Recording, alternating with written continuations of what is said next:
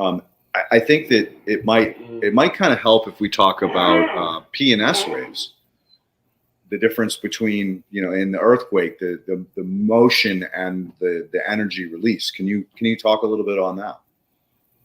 Yeah, there's different types of seismic waves. This is my heart's kind of longing to go back to seismic work because I did so much just a couple of years ago. Just last night, I was looking at like all the surveys I did in my hometown. They're like 100+ seismic surveys. And it was just really fun going out there and collecting the data and interacting with the community and seeing how the geology changes pretty rapidly in a small area. And you can measure that using these different types of seismic waves. So a P wave is a compressional wave. And you actually have particles compressing together and kind of the wave oscillates in this way. And then you have shear waves where the particles go like this and they shear past each other and they translate that way. And then you also have surface waves where you actually get this undulation like this, and it's strongest at the surface. Surface waves contain most of the energy of a seismic event. Or if you take a sledgehammer and hit the ground, it'll be mostly surface waves. And all these are measurable as microtremors passively. So you can put a geophone or a whole bunch in the ground, and the earth is always vibrating. The earth is not some still thing. Even in the quietest spots, you get these microtremors, these vibrations that exist.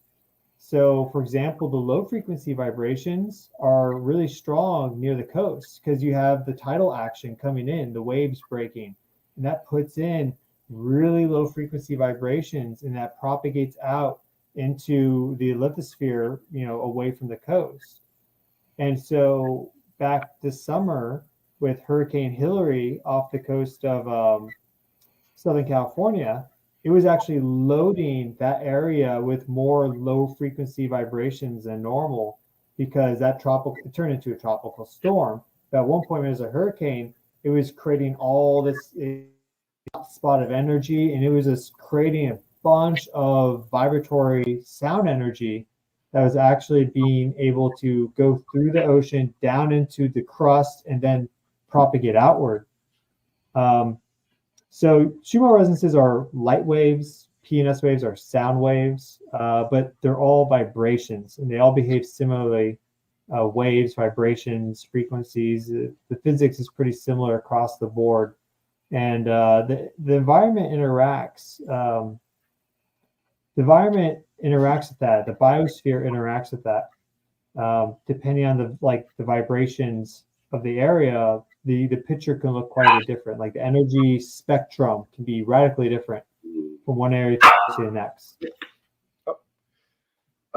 Yeah, that's interesting about the hurricane. Now, did you have any fellows that were measuring those waves when that hurricane got here or that tropical depression got here? Yeah, my old mentor for my last job, he has a seismometer set up in Northern California. And so even from Northern California, he picked up those microtremors. He may have had a seismometer in LA at the time. That data may have been from Los Angeles region. But regardless, I have the data plot.